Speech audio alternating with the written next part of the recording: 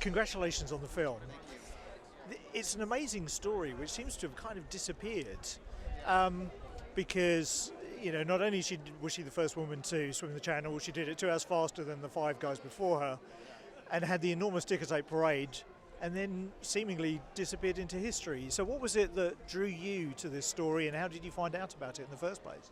I was looking for a story for my kids, something inspirational, a true story that had a female lead, and stumbled across this book by Glenn Stout in a bookstore and instantly fell in love with it and found it hard to believe. And the first thing I did, of course, was Google, like there must have been a movie made about Gertrude Ederle. It had to be.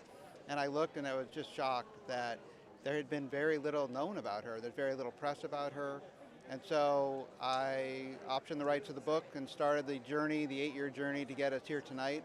So it's been a nice ride, but I'm so happy for Trudy and her family that the story is finally going to get told. Why do you think it was that the story disappeared for so long? Because now it's truly inspirational. Yeah. Was there a reason? Did the book include a reason as to why the story disappeared?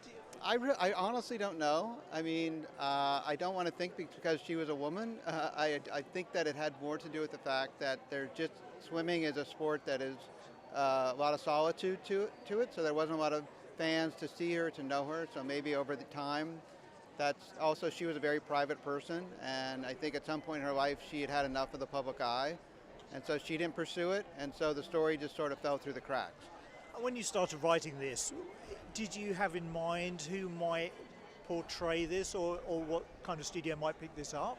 Do you do that, do you have that in mind when you're writing it, or do you just want to write what you write? I think that you hope and pray that the movie gets made, first of all, and I could never have imagined that someone like Daisy would come aboard, who has been so courageous and so amazing, and I watched her jump in that Black Sea for weeks at a time, and water that I would stick my toe in and realize that there was no way I was getting in. And so it was an amazing thing to watch her go in day after day, and she has so much courage, and I think that when people see her and her performance, they're going to be blown away. And with the reactions you've had so far, what's been the most satisfying part of this whole process for you? Mainly, I think that every person that sees it says, I had no idea that story existed, that she existed.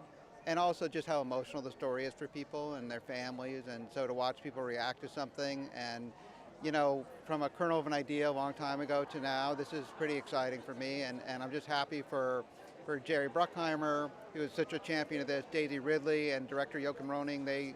Everybody came on board and everybody sacrificed, and we went to Bulgaria and made a nice little movie. It's very nice. And Daisy's been particularly happy that she's got an on-screen sister and an on-screen mum to work alongside. Yeah. How great is it to see that chemistry jump off the page? Yeah, well, Jeanette, we saw her and we were all kind of instantly taken aback how good she was. And I think people will be just shocked at the relationship between Daisy and her in the film. It's actually kind of beautiful. So I'm very excited for people to start seeing that.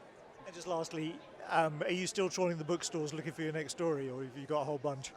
Sadly, that's how I spend my time.